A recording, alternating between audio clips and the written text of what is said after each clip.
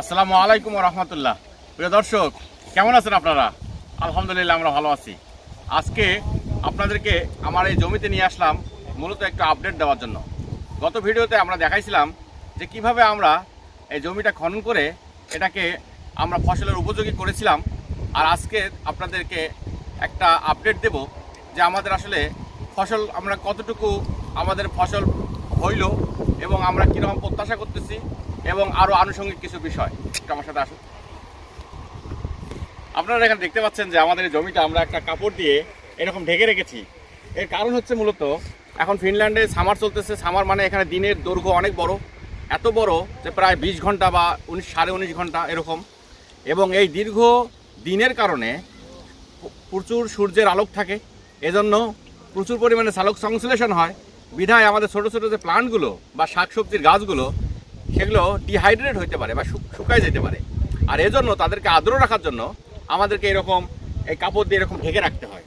তো আমাদের যতটুকু না আবাদ হয় তার চেয়ে বেশি কিন্তু আমাদের অনেক বেশি ইনভেস্টমেন্ট করতে হয়। কারণ আমরা এটা আমাদের যে রিটার্নটা আমরা ওইভাবে দেখি না। আমরা দেখি যেখানে আমরা কৃষিকাজ করতে পারতেছি, কিছু ফিজিক্যাল এক্সারসাইজ হচ্ছে, এটা একটা হবির মতো আমাদের বাচ্চারা এসে সময় কাটাচ্ছে এবং একটা হেলদি এনভায়রনমেন্ট। সামগ্রিকভাবে ইটস ভেরি গুড এবং এর ফিলিংটা অসাধারণ। তো আমরা আজকে এই যে কাপড়টা এটা আমরা এখন সরাবো এবং সরায় এখানে আমাদের যে গাছগুলো আছে বা প্লান্টগুলো আছে বা সবজিগুলো আছে সেগুলোর সাথে আপনাদেরকে ইন্ট্রোডিউস করে দেবো। রাইসামণি, মাম্মি তুমি একটু সাহায্য করো। আলী এবং আবদুল্লাহ তোমরা যদি পারো একটু সাহায্য করতে পারো বাবা আমাকে তোমরা কি সরো দেখি বাবা।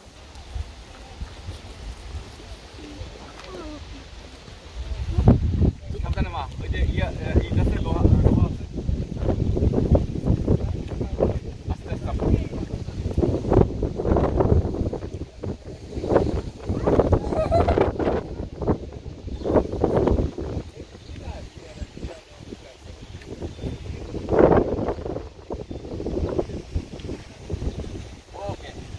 অনেক অনেক ধন্যবাদ। তোমরা এখন ওইটা কাপড় তুলো, কিন্তু তার আগে চতুর্দিকের যে ভারগুলো ওগুলো একটু সরাই দাও।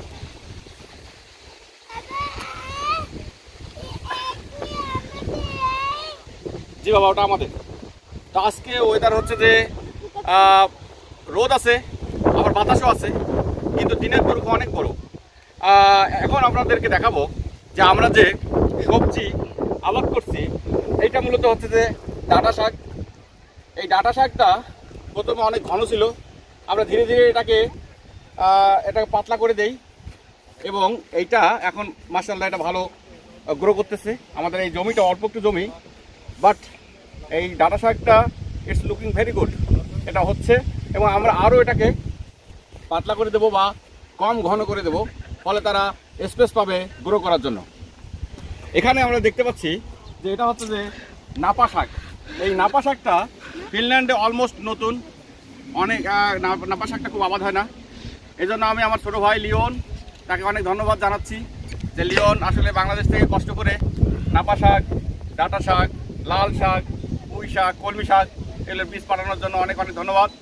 সাথে আমি আদনান ভাইকেও ধন্যবাদ জানাচ্ছি এই বীজগুলো বাংলাদেশ থেকে কষ্ট করে ফিনল্যান্ডে আনার জন্য। তো নাপা শাক it's also looking very good. এটা আমাদের মনে হয় আজকে একটু কিছু তুলতে হইতে পারে।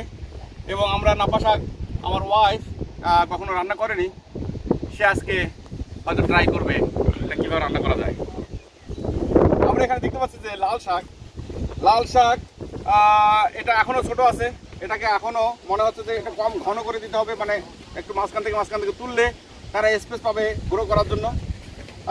But also it's looking very good. আমরা হোপফুল যে এখান থেকে আমরা ভালো কিছু পাবো ইনশাল্লাহ। আমরা এর মাঝে মাঝে পেঁয়াজের কালি দিচ্ছি। পেঁয়াজের কালি আমাদেরকে একজন এখানে প্রোভাইড করছে, আমরা এই জন্য তাদের প্রতিও কৃতজ্ঞতা প্রকাশ করতেছি। এখানে কলমি শাক দেখা যাচ্ছে। কলমি শাকের সবগুলো গাছ প্রায় উঠে গেছে, প্রায় 4-5 দিন আগে আমরা দিছিলাম, কিন্তু তারা সবাই অঙ্কুরোদ্গম হয়েছে এবং তাদেরকে দেখা যাচ্ছে, মানে হচ্ছে তারা হয়তো বা হবে ইনশাল্লাহ। এখন আমি যেখানে দাঁড়ায় আছি এই জায়গায় আমাদের প্রায় 30টার মতো গাছ আছে, ছোটো ছোটো প্লান্ট আছে। এগুলো হচ্ছে যে ফিনিশ লাউ এগুলোকে বলা হয়।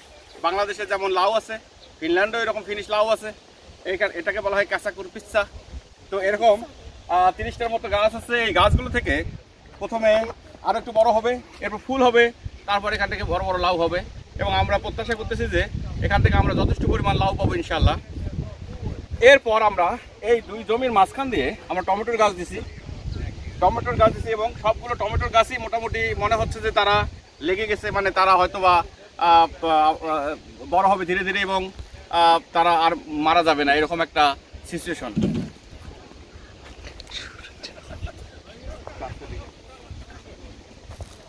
এখানে আমরা যেটা দিছি সেটা হচ্ছে যে এটা পালং শাক। এটা মাত্র কয়েকদিন আগে দিছি, এটার বীজ আসলে অঙ্কুরোদ্গম হয়েছে, আমরা কিছু দেখতে পাচ্ছি। আর এই জমিতে আমরা দিচ্ছিলাম পুঁই শাক।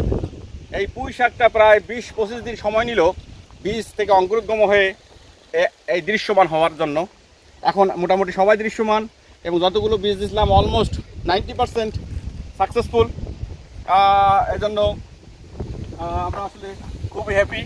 এখানেও কিছু টমেটোর গাছ আমরা দিছি এবং আরও কিছু টমেটোর আমরা এখানে দিছি একসাথে। এরা একটু বড় হলে আমরা এখানে এগুলোকে বিভিন্ন জায়গায় ট্রান্সফার করব এবং সামগ্রিকভাবে তখন আমাদের দেখার মতো একটা অবস্থা হবে। এখন মধ্য অবস্থা বা আর্লি স্টেজ। তো আজকের এই আপডেট এতটুকুই ছিল। এজন্য আসলে এই সামগ্রিক বিষয়ের জন্য আসলে বীজ যেগুলো সেগুলো তো আসলে নির্জীব পদার্থ। এটা আমরা যখন বপন করছি মহান আল্লাহ পাক তার মধ্যে জীবন দিছে এবং সেখান থেকে তারা অঙ্কুরোদ্গম হয়েছে এবং এটা দৃশ্যমান হয়েছে। মহান আল্লাহর কাছে অসংখ্য শুকরিয়া, আলহামদুলিল্লাহ। এই সামগ্রিক কাজকর্মে আমার পরিবার, অন্যান্য বাচ্চারা এবং সারাউন্ডিংসে যে আমাদের বাংলাদেশি যারা একই রকমভাবে চাষাবাদ করে তারা সহযোগিতা করছে, সবাইকে ধন্যবাদ জানাচ্ছি। দর্শক আপনাদেরকে অনেক ধন্যবাদ। আবার আপডেট নিয়ে আপনাদের সামনে আসবো ইনশাল্লাহ। সবাই ভালো থাকবেন। আসসালামু আলাইকুম রহমতুল্লাহ।